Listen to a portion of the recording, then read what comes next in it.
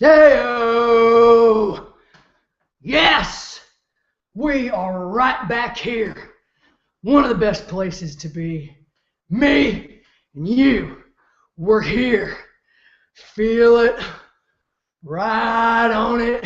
Because it is going to sustain for a period of time, and it will bring you the satisfaction that I know you were hungering for.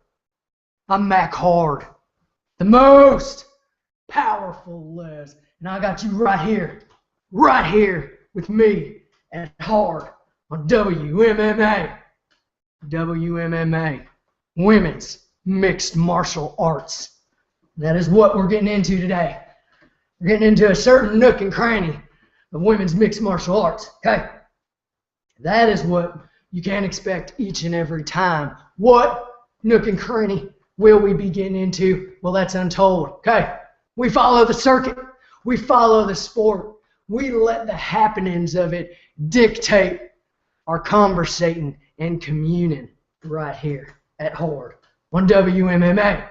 Now, I do an article, as most of you know, for punchdrunksports.com, the #1 sports comedy website and podcast out there. Okay, I'm the women's mixed martial artist correspondent, and I got a nice bank of articles there. So what I like to do with those articles is go a little hand in hand, a little nudging and notching right along with it when I go live. Okay, so today, this session is going to be touching all around and going a little bit deeper into the topic and subject matter of today's article. Okay, now, it's a big week. We got UFC 170 coming up this weekend. 2 lady fights on there. Now, later on this week, when we get closer, okay, we're going to time it up just right so we can go hard on WMMA right there on the ladies' fights for UFC 170s, but we'll tie it up to where we'll do it around the weigh-ins, okay, and see what kind of inspiration we can all gain from that expansive flesh we'll be seeing when they do their official weigh-in, okay? But today, we're going to be talking about a particular fighter. This is a Harde on WMMA that features a fighter who will be fighting later this week on UFC 170. So let me wet this old face canal so I can really give it to you good. I'm glad you're here.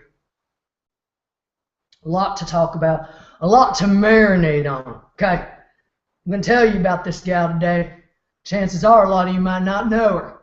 Okay? She's not one of the most well-known gals in the UFC women's bantamweight division, even in women's MMA, okay? Except to the real die-hard fans who've been watching and peeping since the very beginning, okay? So we're going to let you marinate on that, and then later in the week, when we go hard on WMMA with some pre-fight rundown type shit, you're going to know who we're talking about, okay? After we speak about this gal, you can go out and watch some footage on her. A lot of footage. It's lucky. Some fighters have very little footage out there in which to get to know them, okay? So let's not beat around the bush. I like to lick it and sniff it more than I like to beat it. So let's get on in. Peel back the folds and sniff the athletic wonder that is Alexis Alligator Davis. Okay, Alligator Davis, a native of Canada. Small town Canadian girl living here in the continental U.S. now.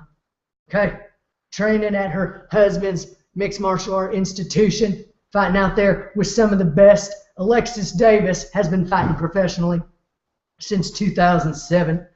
She has a 15-5 record, 2-0 in the UFC. She fought Rosie Sexton to a very bloody and sweaty decision finish, okay, back in the summer of 2013. Later on in the fall, she fought Liz Gorilla Carmouche, and that was an exciting fight to get ready for because both those gals have a lot of stuff in their arsenal. But Alexis Davis, one thing she has in her wide arsenal is some very clean, effective, precise, crucial painful Muay Thai. Okay? That girl has got a kick that connects. Now that's not all she's got. Very versatile fighter, Alexis Davis. She has a black belt in Japanese Jiu-Jitsu and in BJJ, Brazilian Jiu-Jitsu. Okay? Double black belt. Very impressive Muay Thai skills. Okay? And as we saw in her fight with Rosie Sexton back in the summer, she's got stamina and a chin. Now, it's been well known that Alexis Davis has one of the toughest chins in WMMA. Okay? And if you go back and you look at footage on the videos, if you utilize the internet and you look at the photo banks, that gal has had her face blowed up, split open. Okay? But she relishes it. She puts it right out there. She's not hiding it. It can take it. It can stop some pretty heavy fists. Okay? And as we saw in her fight with Liz Carmouche at the Fight for the Troops, her kick incapacitated her opponent. Now, her and her coaches have a knack, and they've done it. It's a history throughout her career. They can really get in there and capitalize on the holes in their opponent's game. Her opponent at the Fight Night for the Troops was a southpaw, okay? Was exposing the inner leg, and Davis did not let one chance go by. She does not let chances go by. Okay, she's got a very Terminator-like assessment of the situation, and she doesn't rush. A lot of fighters you see, you'll hear them talking about, they'll get ahead of themselves. They'll just rush right in. They won't be thinking, etc. Alexis Davis has a very steady and slow pace. Okay, her stance in itself is very grounded and planted, almost as she has roots coming out of her feet to really get inside Mother Earth, okay? Really connect like she is centered, her energy and her magnetism right there on the floor of the mat, okay?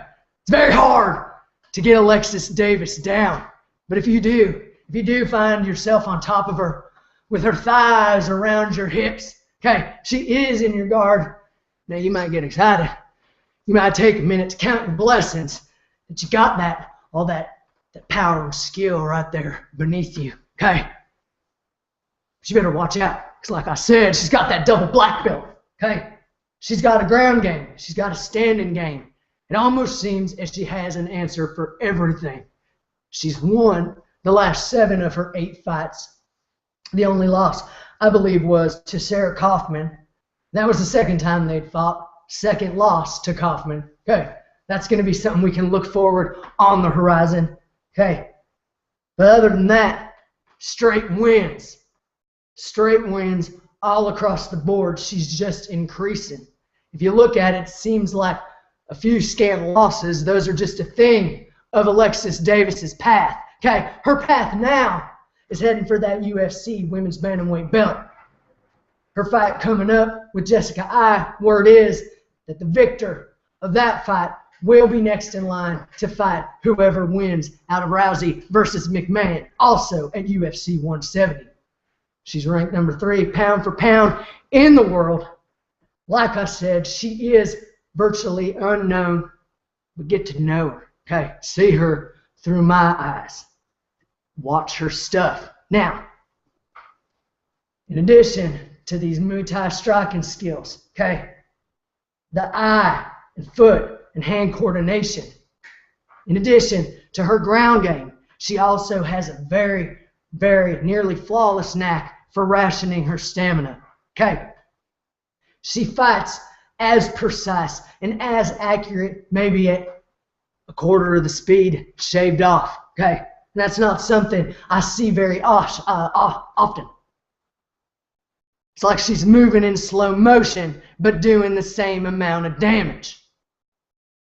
She's getting her 3rd fight.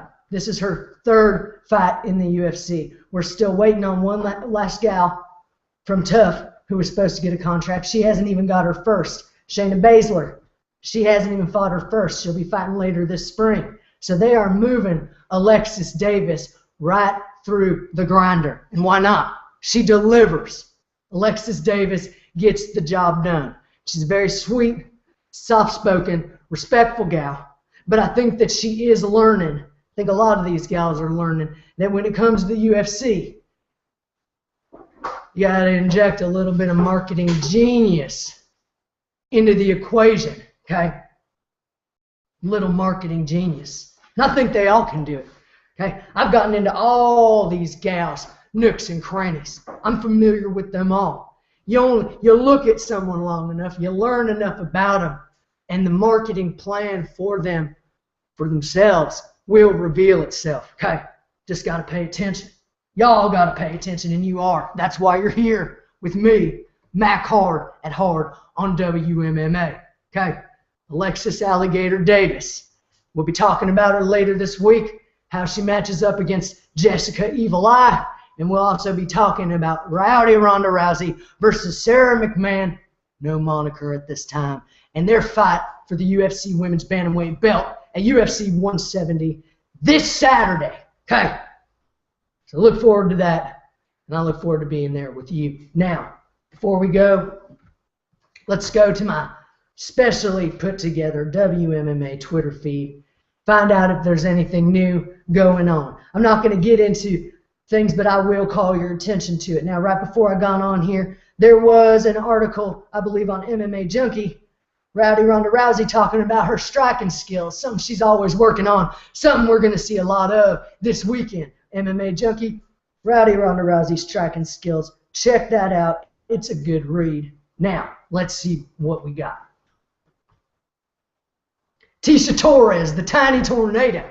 She'll be fighting in the Ultimate Fighter Season 20 for the UFC's Women's Strawweight inaugural first ever belt.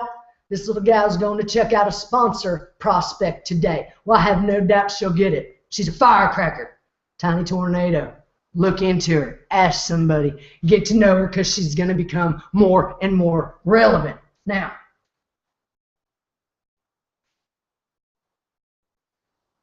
a couple people out there really egging a Cyborg Ronda Rousey fight on, and it's causing a little annoyance on Twitter. Now, I'm not going to get into all that right now, but it's what's clogging up my feed.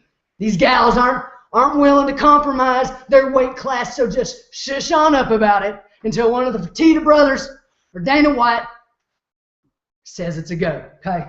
Till then, there's plenty to look at. Christine Cyborg Justino is fighting out there. She's fighting for line fights. She's fighting for Invicta. You can see her muscles clench and bulge anytime you want. Roxanne Modafferi, newly signed to Invicta, fighting championships along with Peggy the Day Walker Morgan. We can look forward to them possibly being on the next card, but Roxanne Modafferi is missing Japan right now. She spent a lot of time over there teaching English as well as moving through the ranks of MMA. Okay, and that about does it for the latest up-to-date goings-on my Twitter feed for WMMA. I'm Mac Harde, the most powerful Les, and you've been here with me, Harde on WMMA. I'm glad you came. See you later.